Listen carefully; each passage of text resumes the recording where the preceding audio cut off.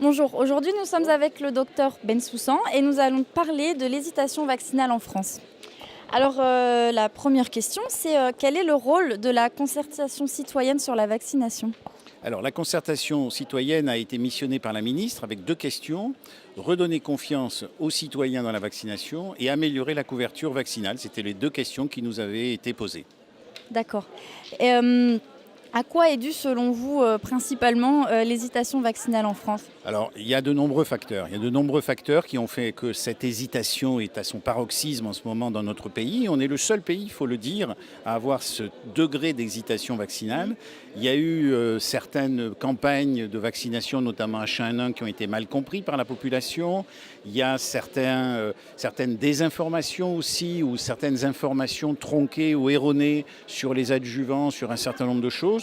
Donc on doit répondre à toutes ces interrogations pour redonner confiance. Aujourd'hui, la vaccination est une victoire de la médecine considérable du siècle précédent et il faut le concrétiser. D'accord.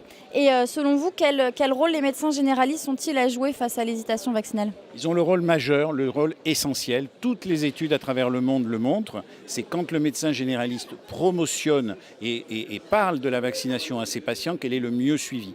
Les patients ont confiance en leur médecin généraliste et donc ils ont confiance dans la parole du médecin généraliste. Et quand un médecin généraliste dit « cette vaccination est importante pour votre enfant ou pour vous », les patients nous écoutent et attendent de nous justement qu'on leur redonne confiance. Donc à nous, professionnels de santé, à nous responsables, syndicaux, associatifs, des médecins, mais aussi les autorités sanitaires de ce pays, à donner toutes les informations nécessaires aux médecins pour qu'ils transmettent cette confiance à leurs patients.